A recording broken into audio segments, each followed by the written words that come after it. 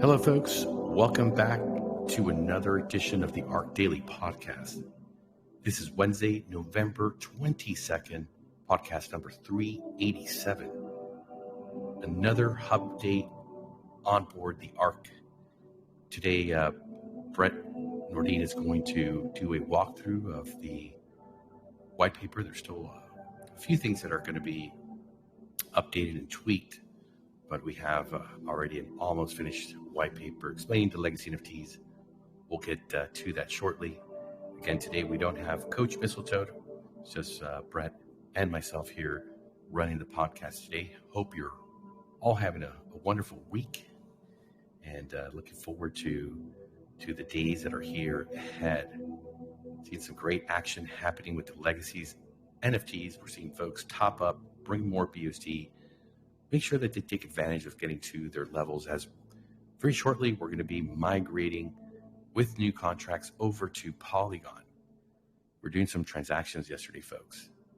Unbelievable how cheap it is to transact over there. If anybody needs to do some swapping, bridging over from BUSD over there, do get in contact with us. We can tell you some excellent bridges that are very reliable. We've had great success, never any issues. You always got to be very careful, folks, when you're bridging and you're using, these. They're like a dime a dozen. It doesn't mean that your transaction is going to go through. That is as advertised, and if there is any issue, that they're going to be there to help you out. So definitely, I think everybody's going to feel a breath of fresh air, as we like to do breathing here on Mondays. But the whole experience on Polygon when you're doing your transactions is absolutely fast. Is what we're used to. We know that Binance is a great blockchain. I don't have any complaints. The transactions are fast. Everything is showing great on their scanned website when you're looking through your transactions.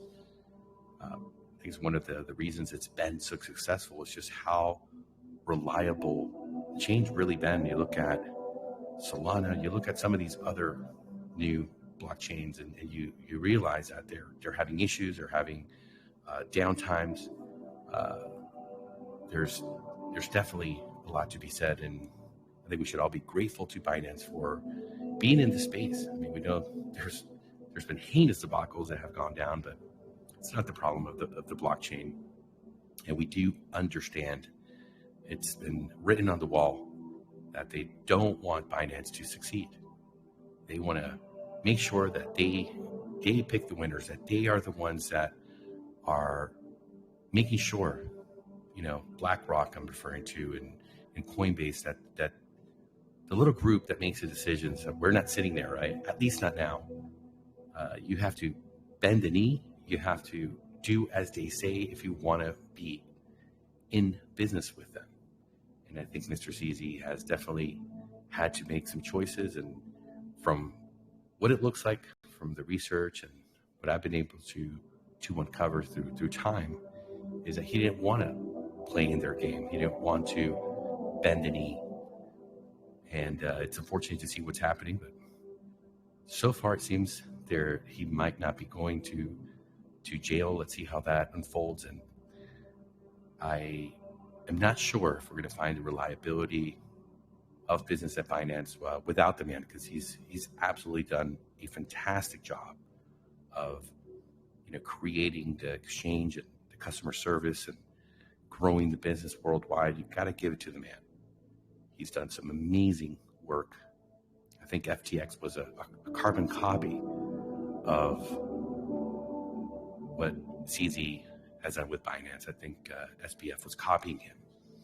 Anyway, moving on from that, we're happy with Polygon. We think it's the perfect timing for the transition, for building. We're surrounded by companies like Disney, Coca-Cola, Bentley, Mercedes-Benz, and the list goes on and on. Serious companies, because what we're doing here at ARK is very serious business.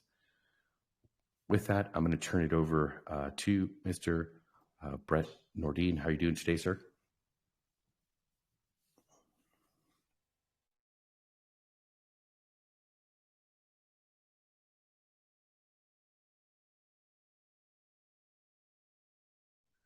Brett, are you there?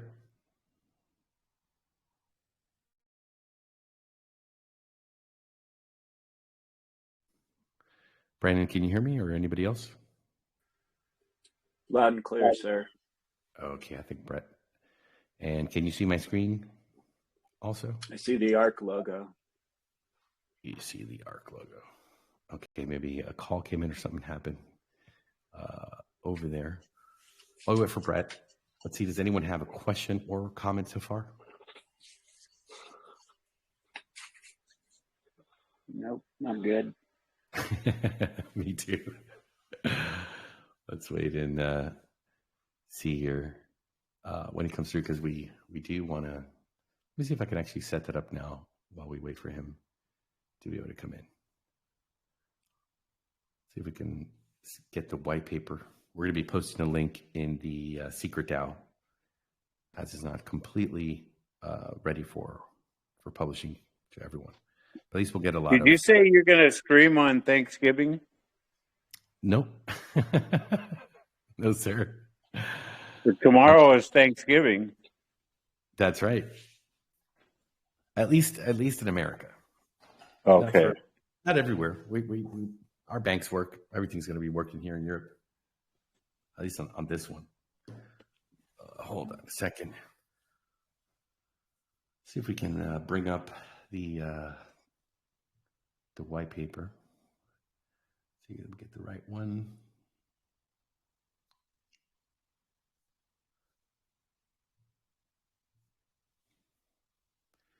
So I know folks want to know about the boost. Where is the boost?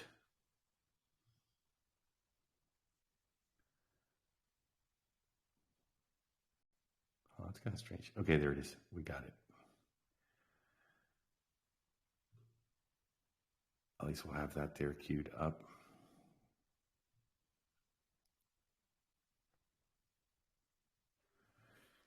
Yes, I can see it now. Yes. All right. And let me go ahead and paste a link so you can follow with us. Can you hear me okay, Atlas? Yes, sir. We hear you. We hear you now. Okay, cool. Yeah. Something's weird because I had my computer open, but I can't, for whatever reason, I can't talk on my computer. So my microphone's whack or something. I don't know. Okay. You're just in time. That was, all right, perfect. I got the screen share showing the document. Okay, you already posted it there too in the DAO. Fantastic. Yeah. Okay. It's all yours, sir. I'll scroll through it as you speak. Okay. Do you want?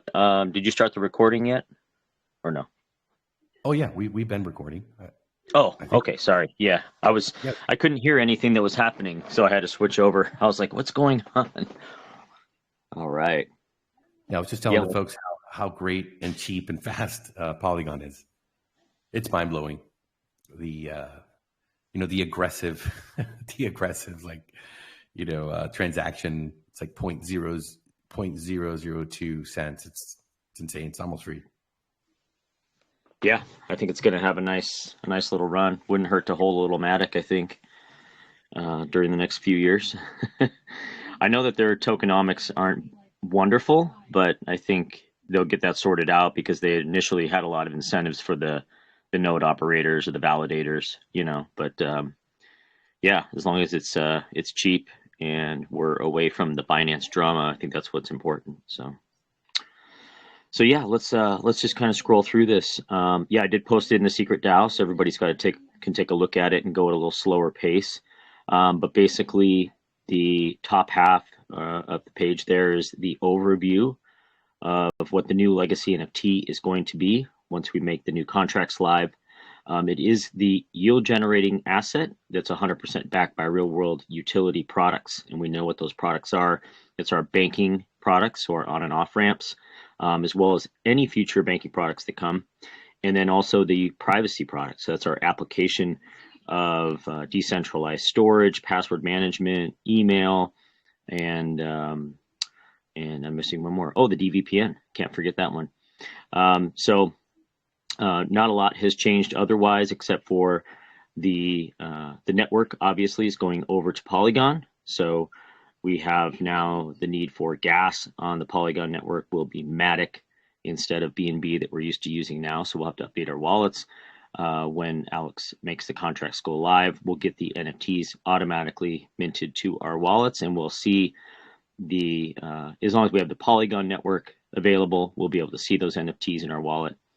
And the minting cap is 6 million USDT worth of NFTs, and we will allow you to mint as many NFTs at a certain level, so you can have as many golds as you'd like. There's no cap or limit on the number of silvers, golds, platinums, like we had before with the old contracts, or the current contracts, I should say, where there's a fixed number of NFTs at each level. Now it's just a matter of the capital pool. So as long as the capital pool is not reached its maximum of 6 million USDT, then you can continue minting. Obviously, if there's less than a certain amount left in the capital pool, you won't be able to mint a NFT that exceeds that limit of whatever's left. So for example, if there's only $1,000 left in the capital pool to get to the 6 million mark, then you'll only be able to get a silver or anything smaller than that. So we'll obviously not reach that point for a while, but something to keep in mind as we get down further and keep minting and minting more, and less are available. That's something to keep in mind if you're still planning on getting in or even topping up and upgrading your NFT. That also comes from the capital pool. So yeah, we don't know what the contract address is yet, so that's still a TBD. But otherwise, we're keeping the same dApp link or website page, and the legacy NFT will still be in the same spot. So nothing really changes there. You'll just be able to show up, connect your wallet with the Polygon network, and you'll be able to see and manage your NFT. And I think tomorrow, are we going to show some screenshots, Atlas, or does Alex have some to show today? We have some that I could set up while you're going through. Okay, cool. Thank you. All right. Yep. And we talked a little bit about the capital pool. That's the value of the legacy NFT capital pool at any given time. It's the total number of NFTs that have been minted. So if 1 million NFTs have been minted, then the capital pool would be, the value of the capital pool at that point would be $1 million or 1 million USDT, and it is capped at 6 million. Let's see what else. Yeah, once the cap is reached, we cannot mint any more NFTs, and so basically the contracts would be finished as far as the minting side goes. When it is moving on to the capital tier section, when an NFT is minted, it's assigned a capital tier. And we've talked a little bit about how these capital tiers are going to work in terms of the boost, the yield boost, and that's a little bit further down the page. But basically, you'll get your capital tier. Every single NFT that's being minted right now is in tier 1. And that goes up to 2 million USDT. Once we hit that tier cap of 2 million, then we'll go on to tier 2. And that starts at 2,000,001, and that goes up to 3,300,000, and so on and so forth.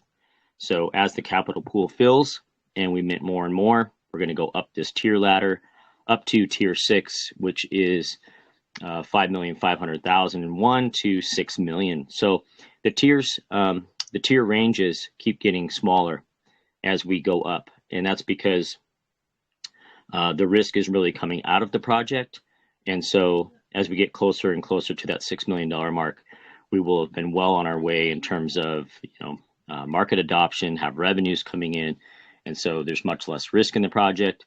So as those tiers are linked to the yield boost, which we'll see below, those higher tiers get less and less boost as the capital pool fills up.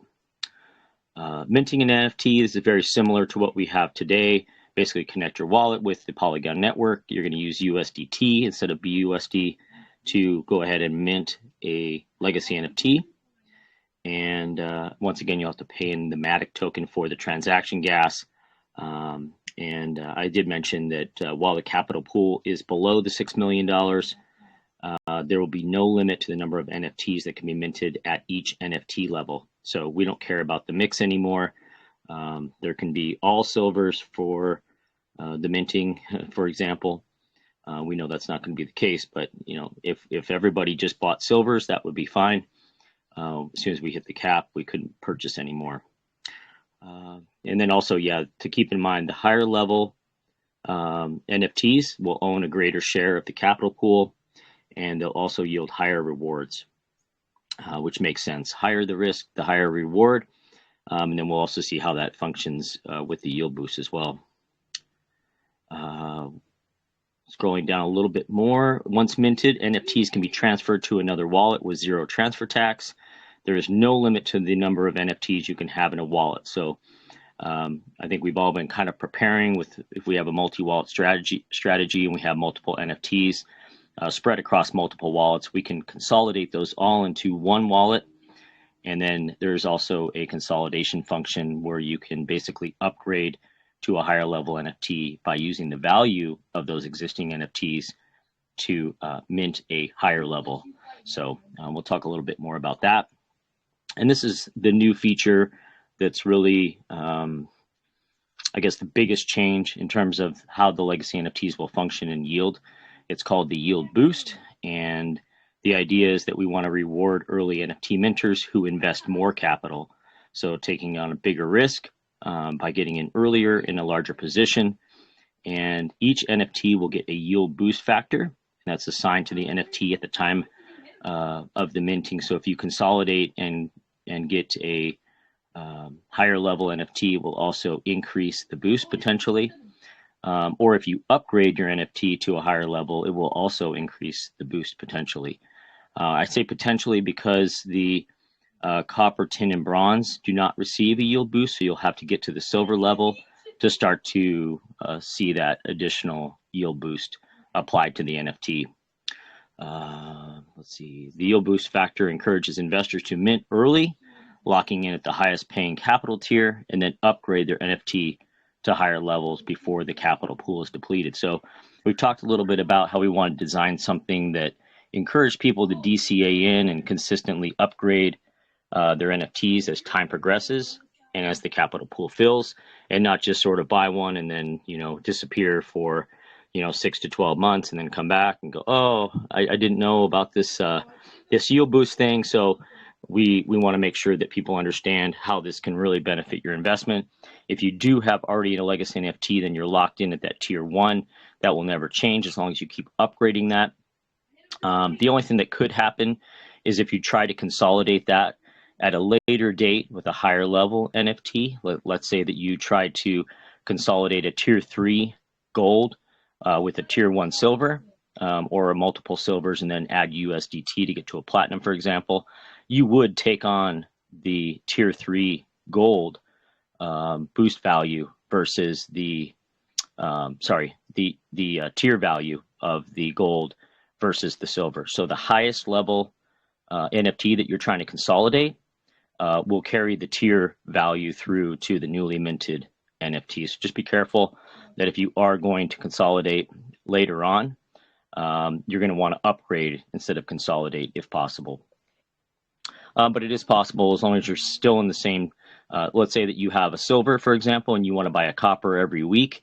Even if you go into tier 2, tier 3, tier 4 with your coppers, you can roll those into your tier 1 silver to do a consolidation. And because those coppers are at a lower level, you will still be honored the tier 1 that's attached to the silver when you do the upgrade or the consolidation. Yeah, so very cool. And this is the NFT consolidation.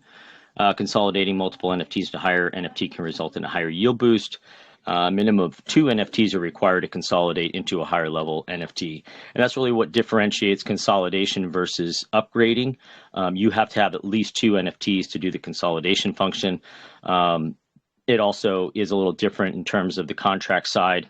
When you do consolidation, you are going to burn the consolidating NFTs, the ones that you're using to combine together, and then a new NFT will be minted in its place. Whereas with the upgrade function, there is no burn and new minted NFT. So you can kind of see the example table there that walks through a wallet that has multiple NFTs at different tier values, and then you're going to receive a higher level NFT, but it's carrying through the tier value of the most valuable NFT that you have in your portfolio. So that's what I was mentioning before. It's much better if you have a tier 1 to continue to upgrade that with USDT if possible. When you do consolidate, just make sure that there's lower level NFTs that you're using to consolidate up into that higher level NFT, because that will carry your tier value forward. Upgrading to a higher level to increase your share ownership. Yeah, in most cases, as you're upgrading, you will get a higher boost value. Where that wouldn't pertain to the upgrading function would be if you go to a copper to a tin or a tin to a bronze, for example. That won't give you a yield boost. However, if you go from bronze to silver, you will now be in the yield boost and earning more. I mentioned about the original NFT is not burned during the upgrade function, and we don't mint a new NFT. It's just upgraded, very similar to how we have the legacy NFT today, going from silver to gold to platinum. And then the rewards pool section, I am waiting on a couple little graphics here. I'm probably going to lay this out a little different, but all the information's good. Still 60-40, the 60% of the profits from the ArkFi utility products are sent to the NFT rewards pool. We're gonna take a look at the frequency of injections. If we're getting a high amount of revenue and profits coming in, obviously we can make those injections into the rewards pool more often. But for now, things are that are much lighter in terms of volume. So we'll probably just continue to do that manually on a weekly or bi-weekly basis. Just depends on how much profits we have in there to push into the rewards pool. So stay tuned for that. We'll probably, have some kind of scheduling or something that we can do so that everybody's aware when those injections are made. And then 2% of the rewards pool is distributed daily to the NFT holders. It's the same it is right now. So nothing really changes in that regard. You'll still be getting continuous rewards to your NFT. So as soon as those are transferred over to Polygon and minted and in your wallet, you'll begin earning right away. And then you'll have the same function. You don't have to lock the NFT anymore like we did before with the vault. You can just hold the NFT in your wallet, and then as soon as you connect it, you'll see the rewards that are available, and you can claim those with the connected wallet, and you will be paying your gas fee in the Matic token. And then we have the calculations for the rewards payout. But basically, with the yield boost, it's essentially added to the multiplier for your base value. So if you have a silver NFT, for example, and you're getting a 5% boost, that would be the base value plus 5, essentially. So it would be 105 of the share value versus 100 for just a base value of a silver. So the yield boost does make a significant difference. If you go back to the yield boost table, you'll see that the highest level is the diamond tier 1, and that pays out a 25% yield boost. So in addition to the base value of the 100K NFT, it'll also get a 25% boost on top of that, which would be $125,000 in terms of share value in the ownership pool. So very significant difference now with the yield boost coming in versus what we have today, which is basically just based on the value of the NFT and then the total pool that's available. But now we're adding this boost factor, so it will play into sort of the game theory of upgrading, consolidating, working your way up the ladder and trying to earn more and more and more relative to the other NFT holders that are in the pool. So that's about it. I try to keep it short and sweet on the white paper. I think this covers everything pretty well, but I'm sure there'll be some tweaks and upgrades as we go. But I think this gives everybody a good idea of the strategy they want to use going forward and as far as consolidating, topping up, upgrading their NFTs, and participating in the new contracts. So Yes, any comments or questions, Atlas, that you have? Let's open it up to the folks here so they can ask all the questions before we go look at some screenshots. Okay, cool. I have a question. Hey, Brett, if the daily payout, if the rewards pool is fixed at 2% and the yield boost causes people's shares, it gets added to people's base share value, does that mean that people that don't have a boost that their share value is actually going to be diminished? Relative to the other holders, yes. So they won't get diluted, but relative to a silver, for example, that has a higher yield boost than another silver, that silver would get paid out more. So it's more of a relative ownership difference there. But that would be only in the case when we get into the second and third tiers. If you're coming into the first tier, everyone's going to be on a more even playing field, so it's not going to really matter until we get to tier 2, tier 3, tier 4, where the new players that are coming in with the lower tiers, or sorry, the higher tiers and the lower boost, will basically get less than the tier 1 silvers, golds, platinums. So that really doesn't kick in or make a difference until we start to get to tier 2, tier 3, tier 4, and so on. That's going to be some complicated math. I mean, Yeah, the way that so the shares can go higher than the 6 million. So you're going to have a share value that ends up being higher than the 6 million, and that's why I say it's a relative difference between NFT holders. So got it. It's going to be harder to explain, but basically, if you minted all of the NFT, or if you minted the entire capital pool, that would just be the base value of the NFTs. But then the share value can be higher, and that's where the yield boost gets added on top of that base value. Okay. I believe I'm tracking. Thank you. No problem. Yeah, and Alex try to keep it as simple as possible because the math in Solidity is tough to do. We can't really use formulas, no decimals, all whole numbers. it's kind of limiting. So. Oh wow. I wasn't aware of that. That is limiting. Yep. Yeah, because we wanted to do some fancy, exponential decay.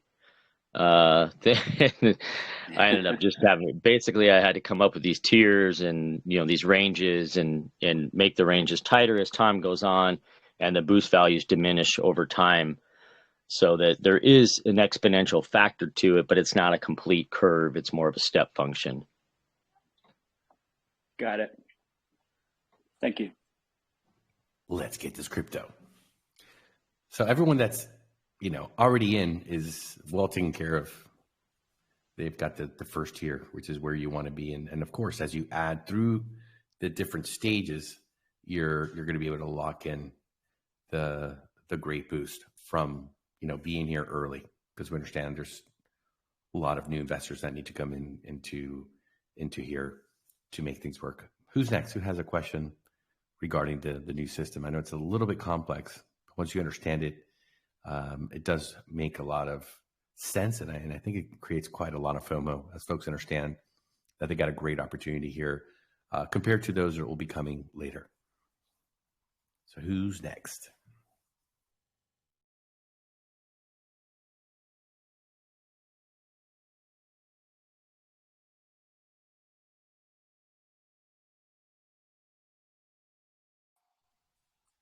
I'll ask one if I can. Go right ahead, sir. If I have 3 silvers right now, for example, that are at the 5% boost, and I want to upgrade to gold, but it's after we get over the 2 million, will I be at the 8%, or excuse me, the 10%? Where will I be at in the boost for the gold if I go after the 2 million? If I boost it after the 2 million? Yeah, if you consolidated those together and added USDT. USDT. I don't have to get used to saying that. You would end up in the gold in tier 1 because you have all tier 1 silvers. Perfect. So the tier will be adopted by the newly minted gold. So the tier value of the highest one that you have in your wallet. What you wouldn't want to try to do is if you had, let's say, a gold in tier 2 and you wanted to use those silvers to upgrade to platinum and they were all in tier 1, you wouldn't want to do that because then the platinum would end up carrying that tier 2 value. You'd be better off upgrading your silvers and consolidating those up. So yeah, you got the right approach. Gotcha. Perfect. Let's go. Sheesh. Good question. So it makes sense, G.I. Joe. We're making sure we have a commitment to our early investors. We got to take care of our legacy NFT holders. We want to give a lot to everyone that comes in. I mean, these boosts weren't created. I mean, this is an extra added boost. I think we liked doing the Sparky rewards with the Nitro boost. So we always want to have a little bit of that fun where you're able to grow more in the system, get a better return on your investment, but doing it in a way that is respecting the commitment and valuing the first investors here as they go on through the journey. Of course, somebody comes up, they come with a big bag of capital. They're not going to get left behind. They're not going to get left out. The later they come, they're not going to have what the first investors did here. But it's still going to be a fantastic opportunity for everybody. And I think it's a very fair system that incentivizes folks to get involved, especially early. Who's next?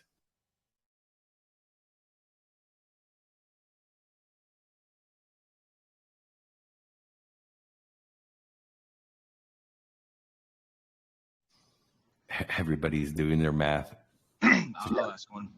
Go ahead, Shishad. Go ahead, buddy. So in the first 2 million, it doesn't matter which NFTs there are, but is there consideration on capping the diamond and iridium just because of the potential share value that they could hold, and to kind of increase the FOMO for the bigger investors? That's kind of my thought process on the 100,000 taking the 25%, just kind of in the back of my mind. Just curious if there's any thought on that, and then how it would work when we get towards the next tiers. Would it be limited at the higher tiers, obviously, because you could have less at the higher tier or the higher value NFTs, or what's the thought process on that? Yeah, well, there's only 800K left or so.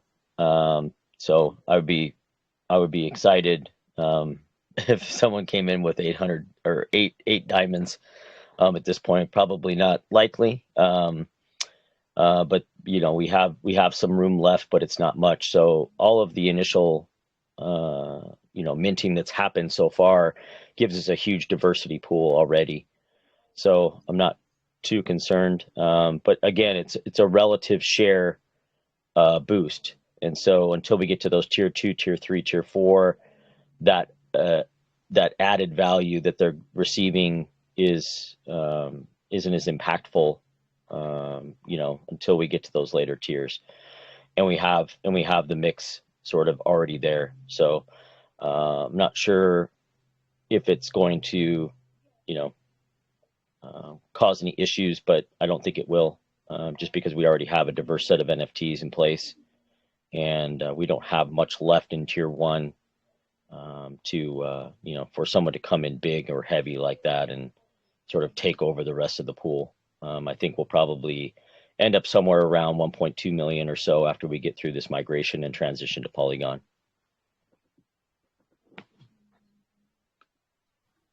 Yeah, and if I could add to that as well, we wish that the big players come. They see the opportunity here, and we believe that we can create the value for them to come. The sooner they get here, the better for all of us. I mean, that's I think the biggest sign and confirmation that our investments are in the right place and that we're doing the right thing. The closer and the sooner we get to the 6 million raise, the better it's going to be for everybody. That's our marketing, that's our development, that's everything that we need at this stage to continue. We also have ArkNet. There's a lot of work to be done. So I look at it from the point of view that it doesn't really matter where the money comes from. It's just a matter that it gets here quickly, and that through all the stages it is still very attractive. Obviously, as we get later and closer to launch the products, more people are going to be inclined. They're going to feel more comfortable as they're seeing the tangible products coming. They're seeing the relationships, partnerships, everything that's happening, and we don't want people to stagnate and wait until then. Because it's like the self-fulfilling prophecy. Well, I'm not going to go until the other people come. So having those incentives is is important. If we start to see a couple of those, diamonds get picked up, I think there's going to be some major FOMO here. And I can't wait to see, and we're all going to get to witness how that happens and who's stepping up, because we're going into a different field here, a whole different sector. This is more, crowdfunding, VCs, folks that are looking for real tech in the real world that's providing solutions. The business model has been proven time and time again. We're just raising the bar, going to decentralization, and giving the investors the opportunity to come and invest here with us. Great question, Jashan. Who's next?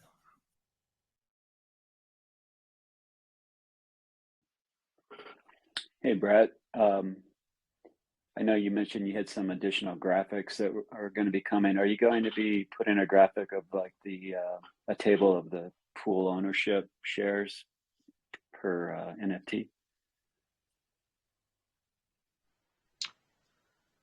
I'm not going to be able to put an exact number on that because it's going to change based on the boosts. So, but the base value of the shares is obviously set based on the value of the NFT. I guess we could do that. I'm not sure if there's any value in that, because basically it's, one USDT is basically one share. Right.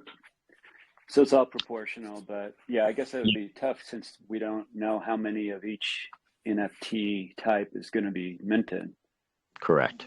Right. Right. The mix is infinite. Right. I don't think I can create a spreadsheet for this. It's going to be dynamic, right? And if somebody consolidates, then a new one's minted. If they upgrade, it's going to be difficult to keep tabs on that way. But obviously it'll be on the blockchain, so maybe we can get an analytics, some kind of Dune or something like that.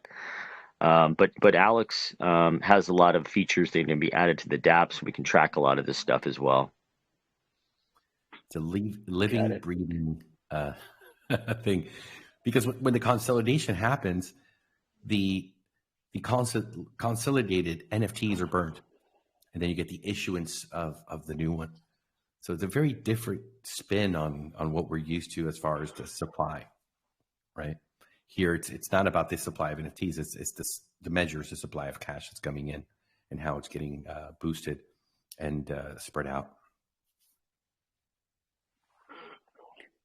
What are some of the additional graphics you're going to have in the white paper? I have one coming just to show the rewards pool payouts. Sort of similar to the one we had before that showed where the revenues came from, and then what the split is, and then the daily payouts and how those are calculated, but just in an infographic. Got it. And this is not published yet, so we can't. Yeah, it's live. Oh, it is live. So we can do some Medium articles now? Sure. Yep. Oh, okay.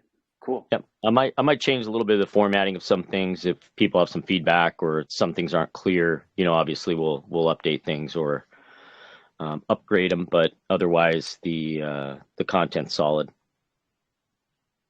All right. So everyone's got the green light to make videos and shorts and Medium articles. All right. Cool. Yeah, I wanted to push it out as fast, even though I'm waiting on a couple things, but it's wanted to get it out so people could get their strategy in place, because Alex is getting relatively close to having the dApp and contracts and everything finalized. So, all right. Well, I'm doing some traveling tomorrow, but I'll give some thought to kind of distilling this into a Medium article. Awesome. Thank you. No, thank you. This is cool. Just Thank you. A quick thought. This is my thought process: is you could always calculate the least possible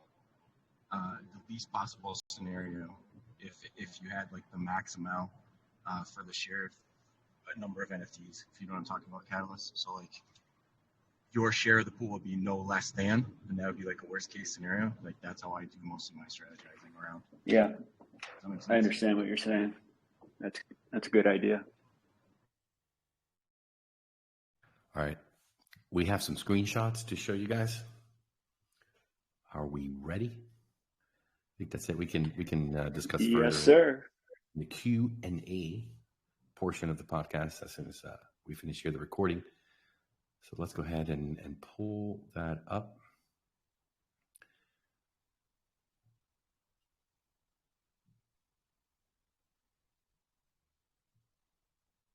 All right, I think we're almost ready. And we have here live our very own Mr. Alex. And he's going to walk us through, explain what we're going to see here on the screen. Can you see it, Brad or Alex? The ARK I can logo? see it. Well, no. Okay. Yeah, I can see the ARK logo. I can't see the screenshots yet. Okay, it's going to come here in. All right, let's start with the first one. Mr. Alex, tell us, what's this all about?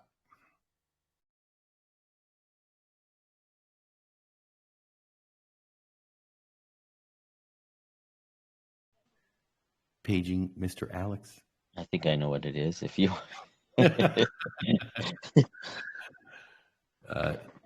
He said, hold on, he needs to grab something. Okay.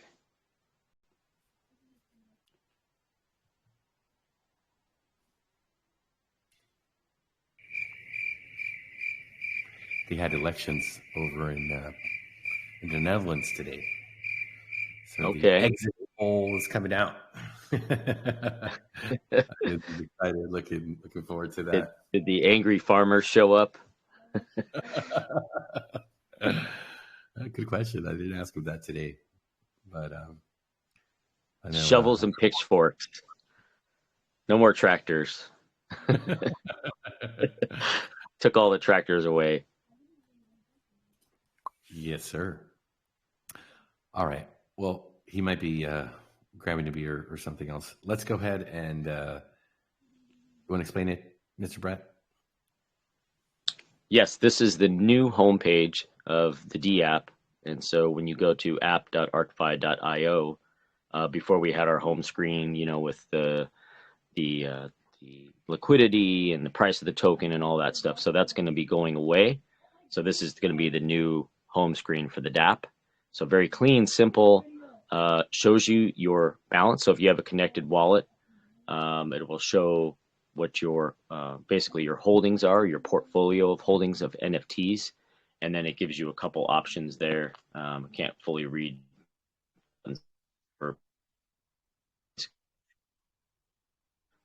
Green and one is to mint, I think.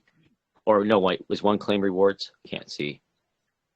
Yeah, I think one is claim rewards and one is mint NFT, if I remember correctly.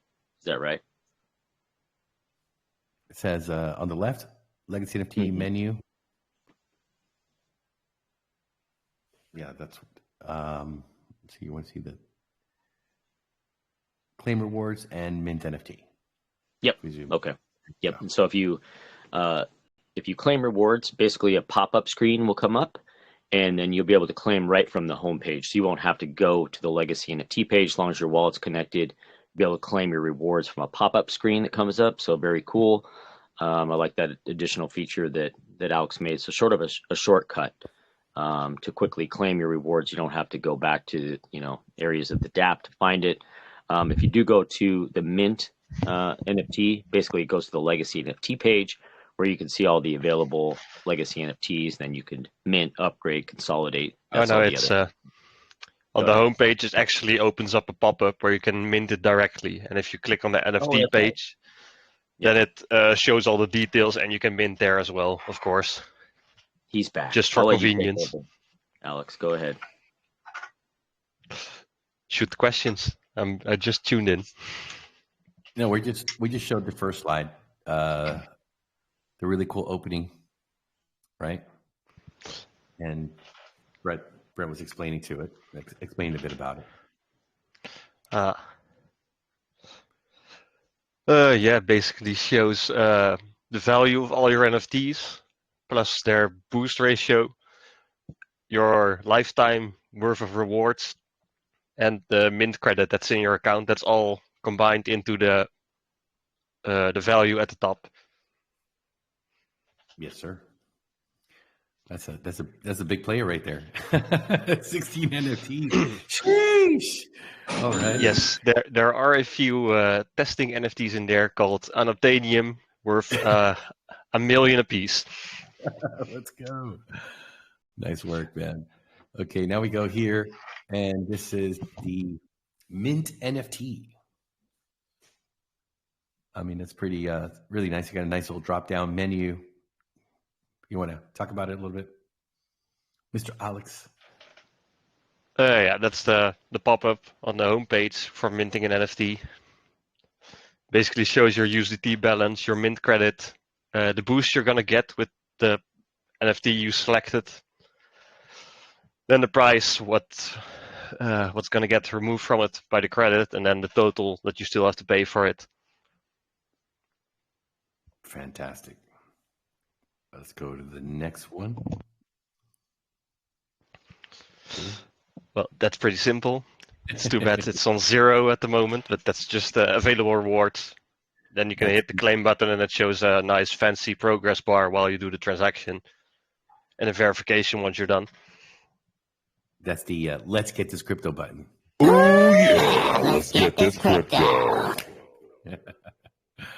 Happy days. All right. Calculate your returns. This is probably my favorite part about what you've built here, sir. To calculate your returns. Tell us a little bit about that. Yeah, it basically just calculates what kind of returns with what kind of profit volume you're gonna get, what you can expect, and it assumes the currently minted pool plus the value of the NFT if you would mint it right now in the calculation. And then below that, it shows the boosting progress. And this is, of course, estimated because it's hard to give a value for the future as we don't know who's going to come and how the pool's going to fill up according to the boost levels, correct? Correct, but it does automatically scale. So if we suddenly get 1 million worth of minting, then it automatically scales with the minting progress. Let's go. Nice. I really like the detail of this. Sheesh. Man, feeling the FOMO over here, man. Let's go. Nice work. All right. Legacy NFT. Well, that's basically the detail page about the NFTs, showing a bit more before you can actually mint them. Mm-hmm. Page isn't finished yet. As you can see, the diamond NFT has the same image as the platinum, and the iridium one is nowhere to be found. So the artwork coming in. But the artwork is, it's still being made. Yes, sir. Nice work here. Okay. This is the collection. Yeah, that's basically the same page as you have on an NFT marketplace where you can see all your NFTs, or in this case, all your ARK NFTs. On this page, you'll have a button to consolidate them, a button to transfer it to another wallet, and to upgrade an NFT to increase its level. Fantastic, sir. Great work. And later on, some searching and filtering at the top. We like that. When it does become a marketplace, it's going to look amazing. Let's come here. This is our last one of the consolidate NFTs. It's a very important part of the game.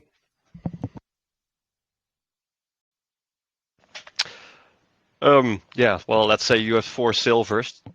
You can now combine those 4 silvers into a gold without any extra cost, keeping the current boost tier you have. So let's say you have a platinum, you've got way too much cash or whatever, way too many NFTs, and you want to mint it, even though we're at the last tier of the boost, you will always keep the same boost as the NFT you minted on, as the moment you minted on. That's fantastic. I love that feature. So you can basically stock up on a bunch of tier 1 coppers and sell them on the NFT marketplace later on for people looking to get a big boost through leveling up. Oh, those are going to be very, very valuable. Because someone that's coming in with, let's say, a sizable investment, if they're able to, get that NFT from you, they're going to do really well. So there's that potential also for a nice trade to happen. Good point there. Yeah, that is one thing that we're gonna limit in the contract. We're not gonna allow any third-party marketplaces, just so we can ensure that people see the proper boost level of NFTs being sold.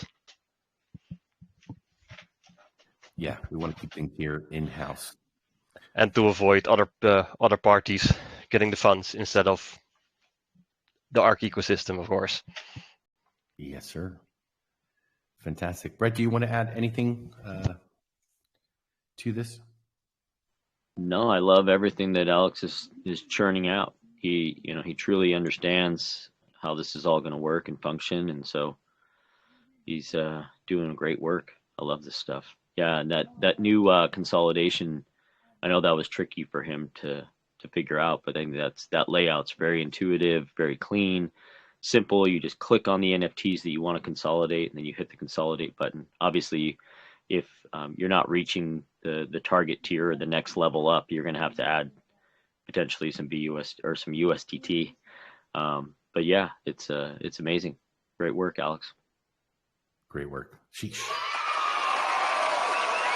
I mean, it's so simple. A 5-year-old can do it. Really good work, my friend. And also on the contract side. So I was just telling the folks today how we were doing some stuff on Polygon yesterday, and how cheap, quick, fast, it's a great experience. So definitely an upgrade on all sides. So thank you very much for your hard work. You're much appreciated, Mr. Alex. Let's get this crypto. All right, folks. It is that time. We're going to head on over to the Q&A part of the podcast. That's going to bring us to the end of today's recording. I want to thank everyone for being here, sharing with us on the Hump Day Wednesday. If you're in America, I hope you're looking forward to and organized, all set for a fantastic Thanksgiving. Maybe you'll be able to share that with family. Maybe some folks you haven't seen in some time. It can be a very wonderful day for a lot of people. And if folks have to work, I hope that they save you the turkey and the stuffing and the gravy. May you have a wonderful Thanksgiving. Of course, we don't take any days off here. We will be here for Thanksgiving at 2 p.m. EST, 7 p.m. UTC. We do understand maybe we won't have much of a turnout, as folks might be with their family. But I know there's always the faithful that die hard. They're here even with the turkey in their hand. Big old turkey leg. Let's get this crypto. We'll see you all tomorrow.